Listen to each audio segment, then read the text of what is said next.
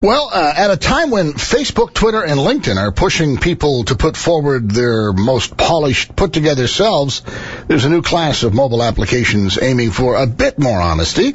Among the latest is Yik Yak, an anonymous online messaging app for your mobile device that seems to be the center of much controversy and criticism. Claudette spoke to local technology teacher Kevin Andrews about the app and why so many Canadian schools are very concerned about it. Good morning, Kevin. So can you tell us a little bit more about what this app is and what it does? Well, Yik Yak is a free mobile app on both iOS and Android platforms that allows people to anonymously create and view Yaks or group chats with other people who reside within anywhere between a 1 to a 2.4 kilometre radius of each other. All users within this close radius are automatically put into the same chat room where everyone has equal ability to contribute to the chat stream by writing, responding, liking, or disliking chats or Yaks as they're called. The app, which was released early in 2014, was originally marketed towards college and university students as a local version of Twitter. And students were encouraged to share campus happenings, party information, voice complaints, and even warn other students about canceled classes. So you mentioned that the app's main chat feature is based on a user's location. How does that work?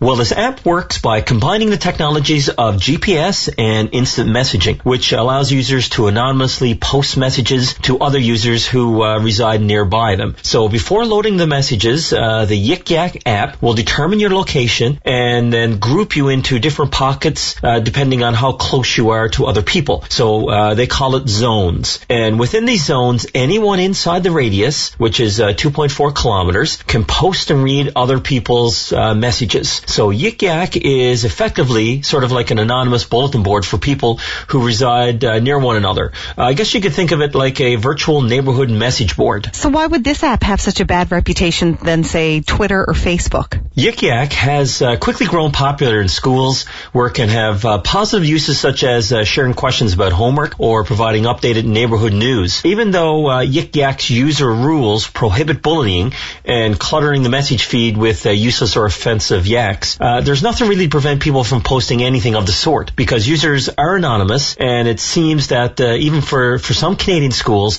this has certainly been a problem. So why are schools then concerned with this app? Cyberbullying has become the main concern with this app, and almost all anonymous apps where the worry is that kids and teens take more risks because their names aren't associated with an account or a post. Many school authorities have also raised concerns about threats and pranks and rumors spread through this app. The recent lockdown at a high school in Ottawa following the mention of a firearm on its property, and the release of a transcript of one student looking for medication to help them stay awake to study for a test are just some of the potential pitfalls that this app can have. So how many schools responded when they're faced with this issue? Some schools have sent home notes to inform parents on its potential hazards, while taking steps to have the app blocked from use on school grounds. Because the app is location-based, it can be blocked by geofencing. And this means that Yik Yak can actually block a user logging into it based on where they are. And so if they receive a request from a school or a school district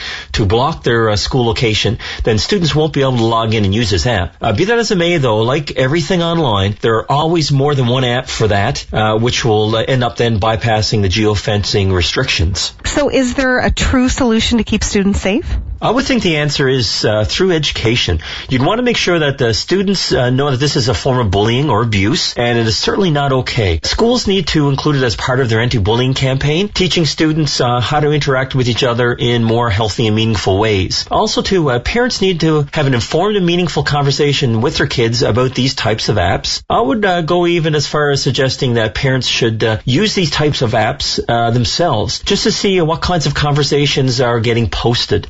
It's only when schools and parents are on the same page and they take the initiative to educate themselves that we'll see a safer online experience for kids and students. Kevin, appreciate your time. Thanks for this. Thank you, Claudette. Always a pleasure to be on. That's local technology teacher Kevin Andrews with this week's Tech Talk, and you can follow Kevin on Twitter at Kevin Andrews, or you can read his blog at thedigitalteacher.ca.